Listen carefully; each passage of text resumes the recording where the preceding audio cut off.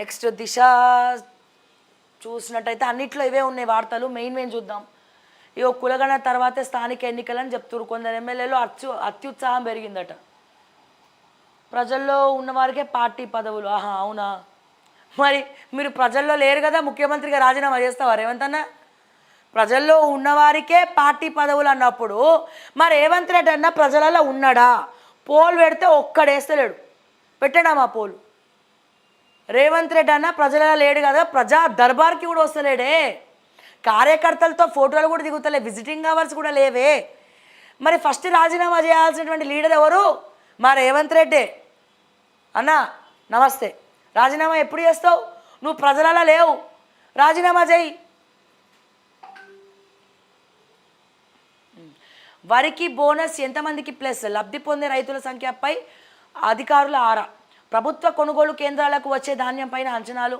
సన్నరకం వడ్లు ఎన్ని టన్నులు వచ్చే ఛాన్స్ ఉందంటూ లెక్కలు. సో ఇది మా రైతన్నలే చెప్పాలా? రైతులు చూసే లైవ్ దయచేసి చెప్పండి, ఇది మీకు ప్లస్సా మైనస్సా? జనవరి నుండి రేషన్ షాపుల ద్వారా ఎన్ని క్వింటాలు ఇవ్వాలి? సంక్షేమ హాస్టల్ సరఫరా ఎంత మేరకు అవసరం? అంచనాలు రూపొందించే పనిలో అధికారులు నిమగ్నం. సుమారు 2500 కోట్ల కేటాయింపునకు సర్కార్ నిర్ణయం. పండగలా నిర్వహించాలని ప్రభుత్వం ప్లాన్. ప్రభాకర్ రావు వస్తే కేటీఆర్ హరీష్ జైలుకే, అందుకే అమెరికా వెళ్ళి ఆయనకు దండం పెట్టి వచ్చిండ్రు. ఎవరది చెప్పింది? సత్యం రామలింగరాజు కొడుకు కేటీఆర్ బినామీ బీఆర్ఎస్ దుకాణం బంద్ అయిందన్న ఫ్రస్ట్రేషన్లో ప్రభుత్వంపై ఆరోపణలు.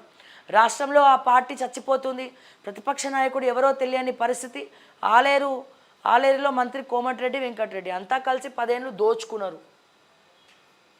సత్యం రామలింగరాజు కొడుకు కేటీఆర్ బినామీ తేజారాజ్ బినామీ అని తెలుసు. ఆ కొంపల్లిల రసజ్ఞ కన్స్ట్రక్షన్స్ అతనివే. గది కనబడదు. అండర్ కన్స్ట్రక్షన్లో కులగొట్టాల్సినటువంటి హైడ్రాకి కళ్ళజోడు పెట్టి వెతికినా గవి కనబడవు.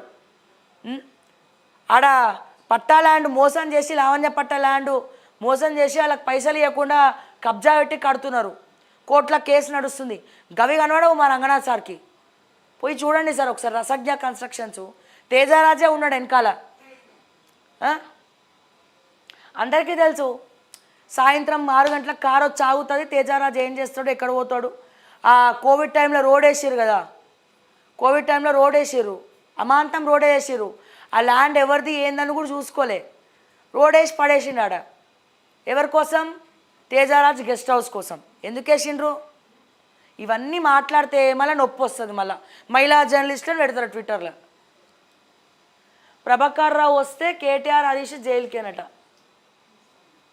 ఆ ప్రభాకర్ రావు మరి ఎందుకు రప్పిస్తలే కాంగ్రెస్? ప్రభాకర్ రావుని ఎందుకు రప్పించట్లే? ఎవరిని కాపాడే ప్రయత్నం చేస్తున్నారు? హరీష్ రావు కేటీఆర్ జైలుకి వెళ్ళొద్దనా? కాంగ్రెస్ డబ్బులు తీసుకుందంట కదా, మరి ఎవరి దగ్గర తీసుకుంది? ప్రభాకర్ రావు అందుకే దాక్కున్నాడు. శ్రవణ్ రావు దాక్కున్నాడు అమెరికాలో. వాళ్ళిద్దరికీ ఒక్క క్షణం పట్టదు మీరు తీసుకురావాలి ఇక్కడికంటే. 2 పళ్ళ వీకి పట్టుకురావచ్చు అమెరికా పోయి. ఎందుకు? విద్యార్థిని హతమార్చిన ప్రిన్సిపల్. కారులో బాలికపై లైంగిక దాడికి యత్నం, ప్రతిఘటించడంతో గొంతు నులిమి మర్డర్. గుజరాత్లో ఆలస్యంగా వెలుగులోకి. చాలా బాధాకరం అమ్మ.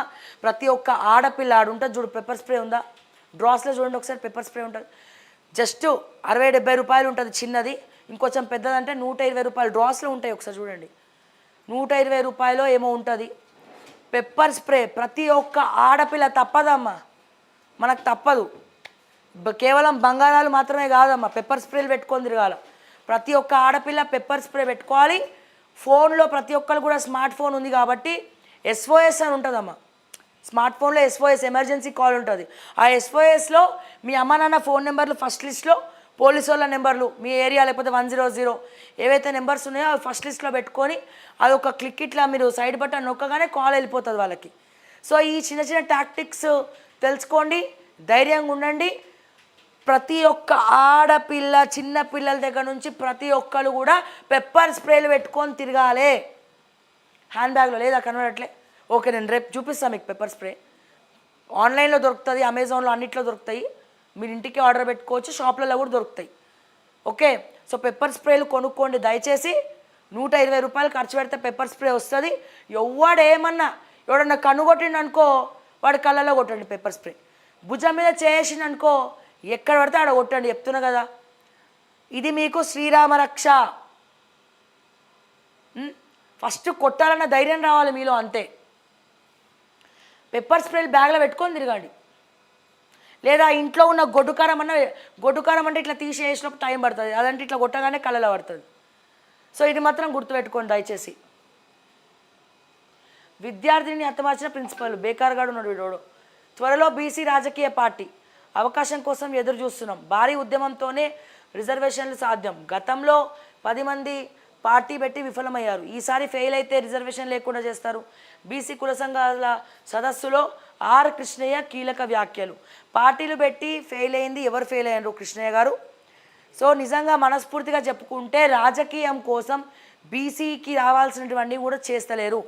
రాజకీయ నాయకులు బీసీ అని చెప్పుకునే రాజకీయ నాయకులు అమ్ముడు పోతున్నారు సార్. కొంతమంది మోచేతి నీళ్ళు తాగుతున్నారు సార్. తద్వారా బీసీలకు అన్యాయం జరుగుతుంది. కొట్లాడుతున్నటువంటి వాడు సరిగ్గా కొట్లాడకుండా వాళ్ళు కొంతమంది పెద్దలకు అమ్ముడు పోయి సైలెంట్ అయిపోతున్నారు ఓట్లు వేసుకున్న తర్వాత. ఆలోచించండి వీటన్నిటి గురించి. సో అండ్ బీసీ త్వరలో బీసీ పార్టీ అంటున్నారు, చూద్దాం. ఖచ్చితంగా బీసీ పార్టీ కనుక పెడితే మాలాంటి వాళ్ళం మేము కూడా మద్దతు ఇస్తాం. కేటీఆర్కు మీడియా ఫోబియా. అమృత్లో అక్రమాలపై ఫిర్యాదు చేస్తే కేంద్రం విచారిస్తుంది. హైడ్రాకు మేము వ్యతిరేకం కాదు. బీఆర్ఎస్ హయాంలో బడా నాయకుల ప్రోత్సాహంతోనే కబ్జాలు. ఉగ్రవాదులను పెంచి పోషించేది ఎంఐఎం. కేంద్ర సహాయ మంత్రి బండి సంజయ్ గారు. సార్ మా బాధ అదే. హైడ్రాకు మీ వ్యతిరేకం కాదు అనకండి. ఎందుకంటే ఈ హైడ్రా వల్ల కాంగ్రెస్ పేరు మొత్తం ఖరాబ్ అయింది. మీరు ఇప్పుడు హైడ్రాకు మేము వ్యతిరేకం కాదు, హైడ్రాకి మద్దతు ఇస్తున్నామంటే సామాన్యుల కుటుంబాలు ఏమైపోవాలి? ప్రతిపక్ష హోదాలో మాట్లాడాల్సినటువంటి బీజేపీ సామాన్యుల పక్షాన మాట్లాడకపోతే ఎట్లా సార్? మీ మీద కూడా హోప్స్ వదులుకుంటారు పబ్లిక్. సో దయచేసి వ్యతిరేకం, హైడ్రాకు మేము వ్యతిరేకం కాదు, హైడ్రాకు మేము మద్దతు ఇస్తామని బీజేపీ అంటే బీజేపీ గ్రాఫ్ పడిపోతుంది తెలంగాణలో.